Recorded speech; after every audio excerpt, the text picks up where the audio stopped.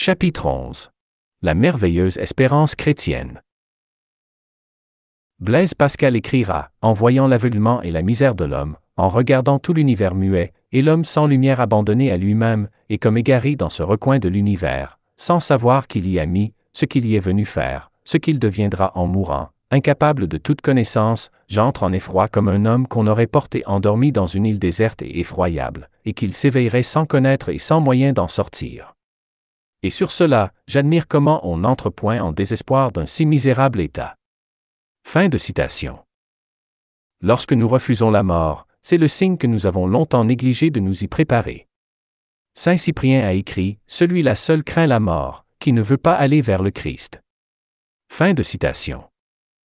Nous aimerions tous jouir de la vie indéfiniment et n'avoir jamais de compte à rendre au sujet de notre conduite, mais nous devons comprendre une fois pour toutes que cette façon de penser est tout à fait irréaliste.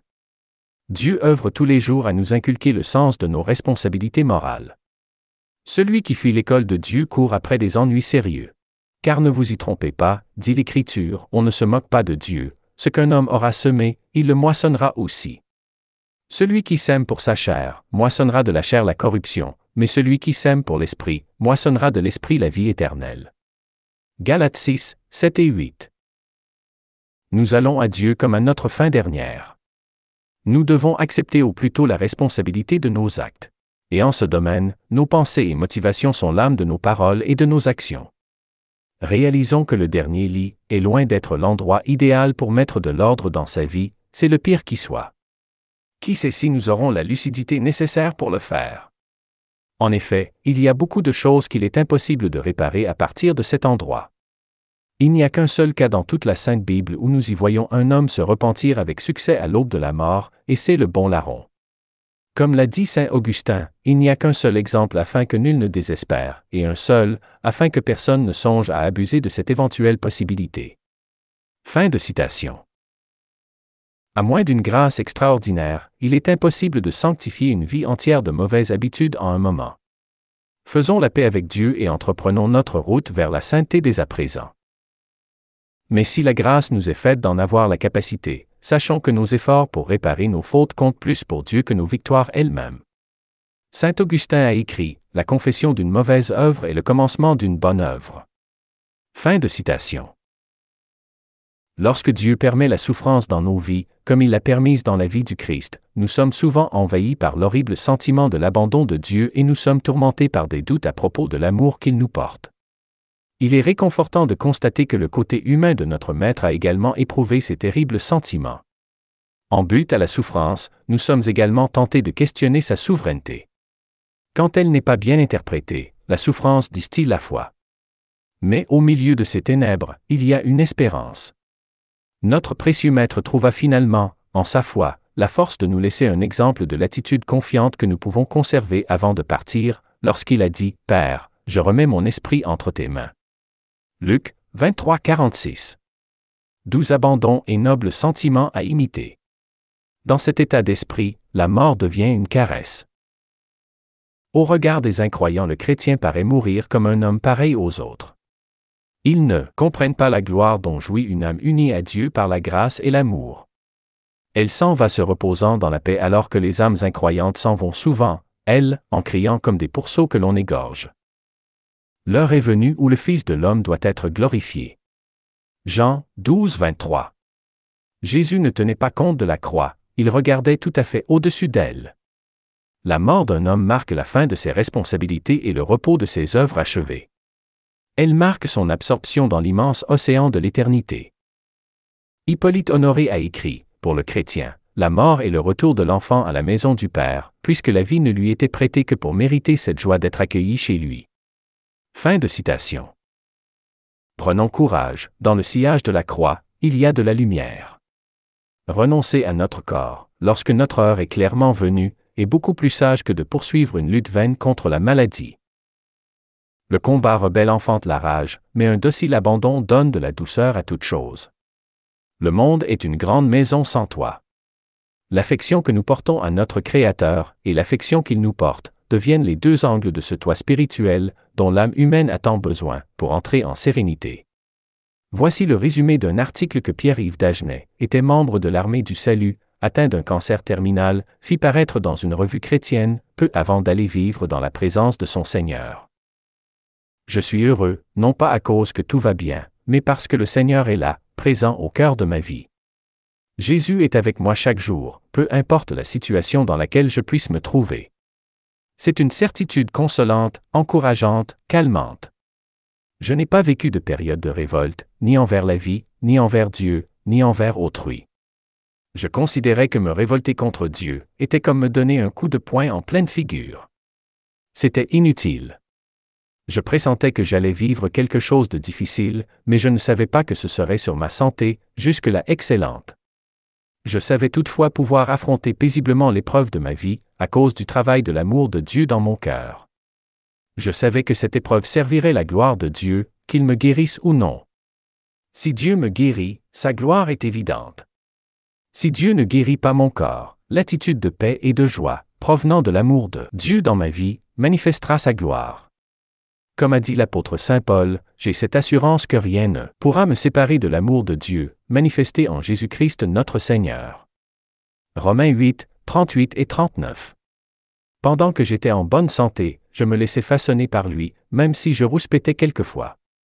Maintenant, avec cette maladie mortelle, je me laisse encore plus façonner, à la différence que maintenant je n'ai plus la force de rouspéter. Je me décharge sur lui de tous mes soucis, car lui-même prend soin de moi. Voir 1 Pierre 4, 6 et 7. Oui, il prend vraiment soin de moi. À travers la souffrance de mon corps, le Seigneur me donne une abondance de bienfaits et de réconfort, au point où je puis dire, « Merci Seigneur, ta présence m'émeut davantage que ma maladie. » À travers mon cancer tu me purifies. Devant ta souveraineté sur toute circonstance, un malheur est-il vraiment un malheur? La parole n'affirme-t-elle pas que toute chose concourt au bien de ceux qui aiment Dieu? Voir Romains 8, 28. Je suis bénéficiaire d'une paix et d'une joie presque sans faille. C'est impressionnant de constater en moi un moral d'acier dans un corps affaibli. Ce moral d'acier me vient de l'Éternel, chez qui je prends simplement refuge. Ce moral divin est disponible à chaque chrétien qui veut faire sa volonté. Je me sens tellement heureux que je ne peux garder cela pour moi seul. Plus j'en parle, plus cela me remplit de bonheur. Pour moi, m'approcher de Dieu c'est mon bien, je place mon refuge dans le Seigneur l'Éternel, afin de raconter toutes ses œuvres. Psaume 73, 28. Voilà ce que la foi et la confiance en Jésus-Christ peuvent faire pour un homme à l'heure de la mort. Blaise Pascal avait bien raison d'écrire « Il n'y a de bien en cette vie qu'en l'espérance d'une autre vie, et on est heureux qu'à mesure qu'on s'en approche. » Fin de citation. Voici un autre témoignage. Il y a plusieurs années, un producteur de documentaires obtint la permission d'amener sa caméra dans la chambre d'hôpital d'un homme mourant d'un cancer. Il s'agissait d'un homme de race noire, d'une soixantaine d'années, qui avait été pasteur d'une petite église baptiste toute sa vie. Voici quelques-unes de ses dernières paroles. Quelques-uns de vous m'ont demandé si j'étais fâché contre Dieu, à cause de cette maladie qui s'est emparée de mon corps. Je vous dirai en toute honnêteté, que je n'ai que de l'amour dans mon cœur pour mon Seigneur. Dieu n'est pas le responsable. Nous vivons dans un monde de péché où la maladie et la mort sont les malédictions que l'homme a amenées sur lui-même. Et j'irai bientôt dans un endroit meilleur où il n'y aura plus de larmes, plus de souffrance et plus de douleur. Alors, ne vous en faites pas pour moi. De plus, notre Seigneur a souffert et est mort pour nos péchés, pourquoi ne partagerais-je pas ses souffrances? Fin de citation. Il n'y a pas d'illusion à nous faire, le monde est une vallée de larmes. Mais le ciel sera un lieu de magnifique consolation pour ceux qui auront vécu devant Dieu, sans armes contre lui. La mort ne deviendra pour eux qu'une autre rue à traverser. Elle est la dernière, et le plus grand refuge du croyant. Sur le point de mourir, ce même pasteur a encore déclaré, « C'est justement maintenant que je vis les heures les plus magnifiques. » Je ne pense pas que Rockefeller soit aussi heureux que moi. Un dernier témoignage. Il s'agit des dernières paroles du pasteur Drollincourt sur son lit de mort. Adieu mes chers parents, mes amis précieux. Je monte vers mon Dieu, je m'en vais vers mon Père. Essuyez par la foi les larmes de vos yeux, bannissez de vos cœurs toute douleur amère. Et si jamais pour moi, votre amour fut sincère, contemplez mon bonheur et soyez heureux. Je ne perds en mourant que la mortalité. Suivez-moi sur les traces de l'espoir et du zèle. Si la mort désunit pour un temps limité, Dieu nous réunira dans la gloire éternelle. Il est un baume saint pour nos grandes douleurs. Fin de citation. Nous venons de lire le témoignage d'hommes possédant une vision céleste et ayant reçu la capacité de regarder la mort avec les yeux de la foi. La foi nous détache de nos soucis maladifs devant l'inconnu. La préoccupation des choses spirituelles engloutit les préoccupations des choses temporelles. Bossuet a écrit « Un hôpital est une banque où l'on place de l'argent pour le ciel. » Fin de citation.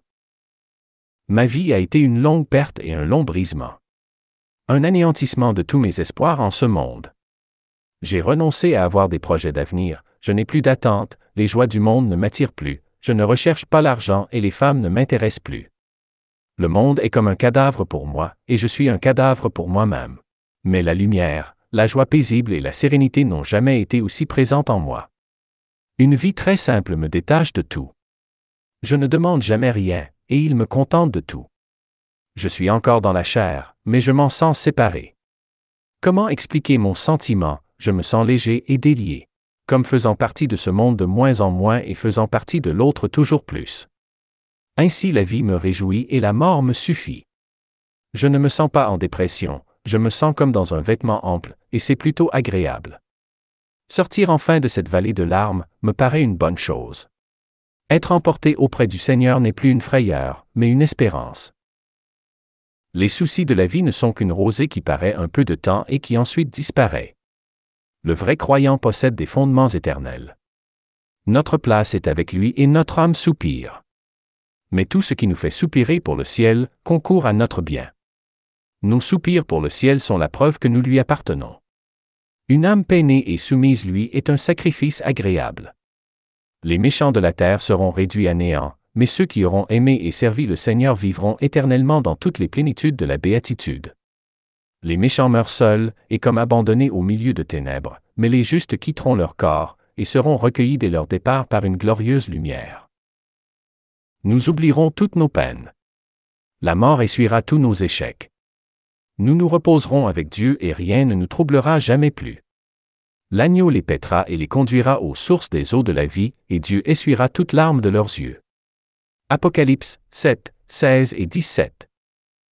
Presque tous les siècles se sont plaints d'avoir vu l'iniquité triomphante et l'innocence affligée. Mais l'absence de justice ne signifie pas l'absence de Dieu. L'insensé regarde ce monde injuste et dit en son cœur qu'il n'y a point de Dieu. À cause de l'apparente absence de Dieu sur la terre, le raisonnement des impies s'affermit dans le crime en voyant d'autres crimes impunis. Ils ne discernent pas que cette impunité est le messager d'une haute et extrême rigueur future, Dieu ayant donné dans les siècles passés des marques de sa vengeance. L'absence de justice crée l'illusion de l'absence de Dieu, mais ce n'est qu'en cette absence que les hommes manifestent le vrai fond de leur cœur. Dieu crée l'impression de son absence dans le monde, pour laisser à chacun la liberté de montrer son vrai visage. Si chaque bon acte était récompensé, et chaque mauvais acte puni, les hommes profiteraient de cette loi. Les méchants feraient le bien pour en retirer récompense. Et ce monde serait bientôt rempli d'hypocrites jusqu'à ras-bord. Laissez l'homme libre est la grande politique du ciel. Il y a une quantité de droits que Dieu n'exerce pas sur nous.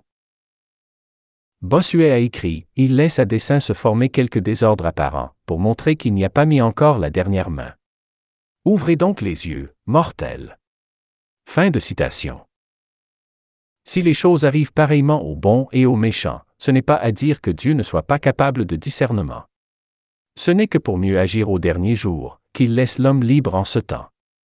Tertullien a écrit « Dieu, ayant remis le jugement à la fin des siècles, ne précipite pas le discernement.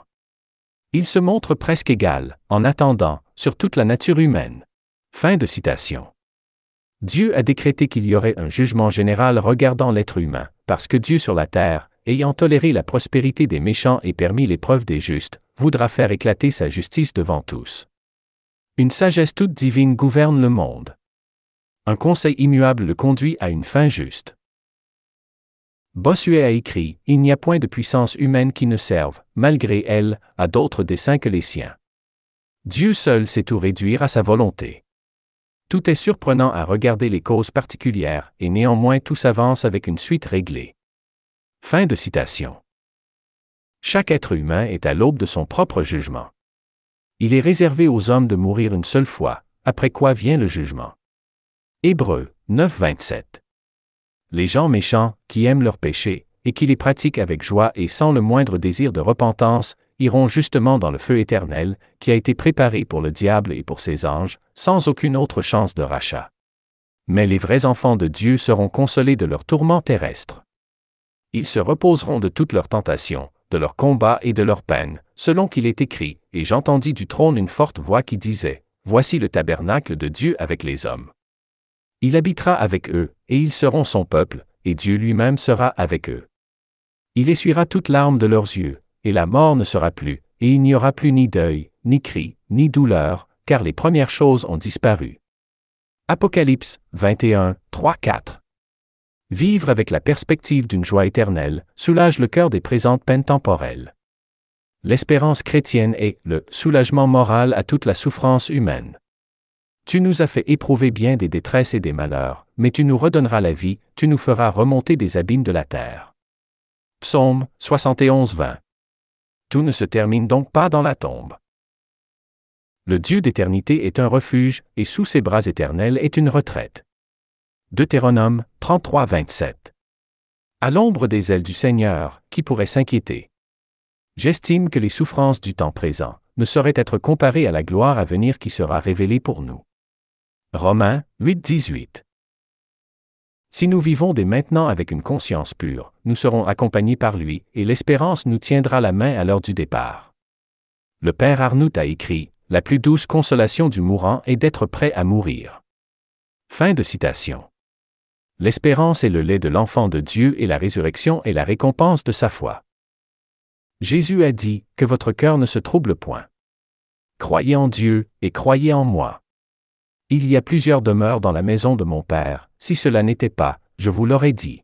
Je vais vous préparer une place, et lorsque je m'en serai allé, et que je vous aurai préparé une place, je reviendrai et je vous prendrai avec moi, afin que là où je suis vous y soyez aussi. » Jean 14, 1 à 3. La restauration de toutes choses. Elle vient la restauration du monde, elle arrive la restauration de toutes choses. À cause du péché de nos premiers parents, le monde a été plongé dans les ténèbres du chaos.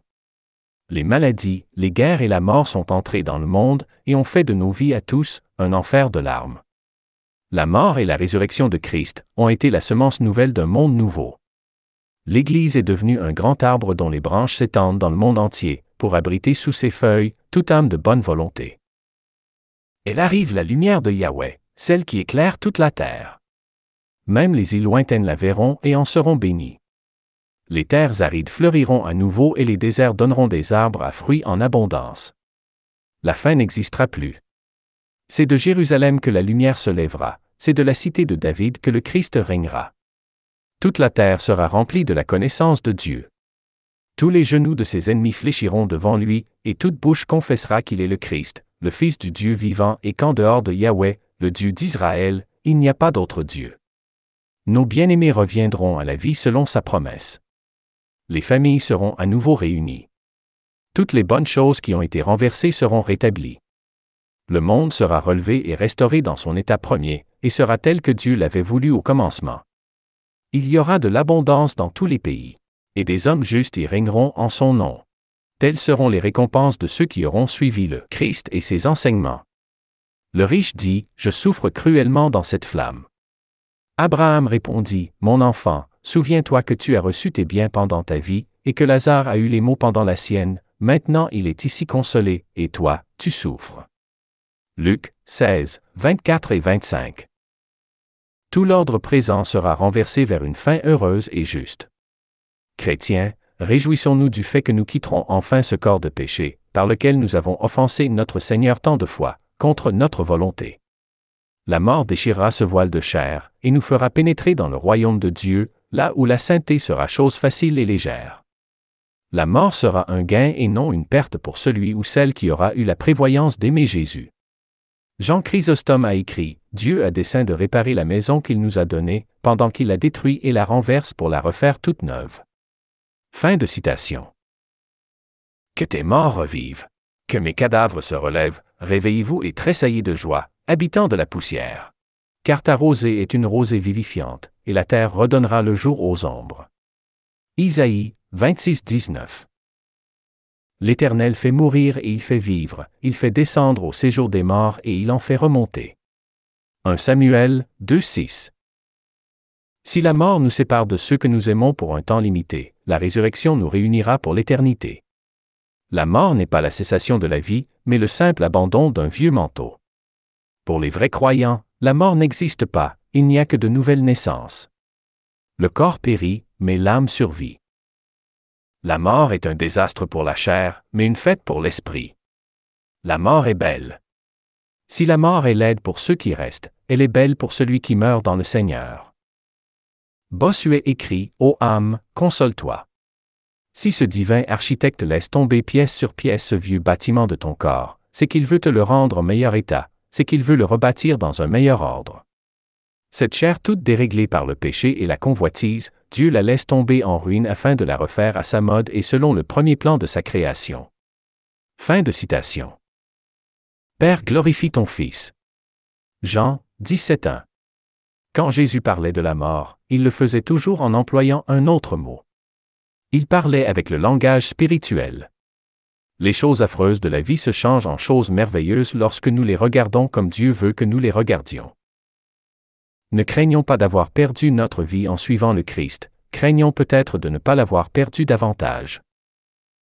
La récompense d'avoir cherché le royaume de Dieu avant toute autre chose dans la vie est que lorsque le médecin nous annoncera qu'il ne nous reste que 3 mois à vivre, ce ne sera pas une mauvaise nouvelle. Jérôme de Gonlieu a écrit, « Faites, ô mon Jésus, que je vous aime plus que mes parents, plus que mes amis et plus que moi-même, que je m'applique à vous connaître, à vous aimer et à vous imiter, afin que je ne sois point en danger, au moment de la mort, de paraître devant un Dieu inconnu et que je n'aurai jamais aimé. Car ne pas vous aimer dans le temps, c'est renoncer à vous aimer dans l'éternité. »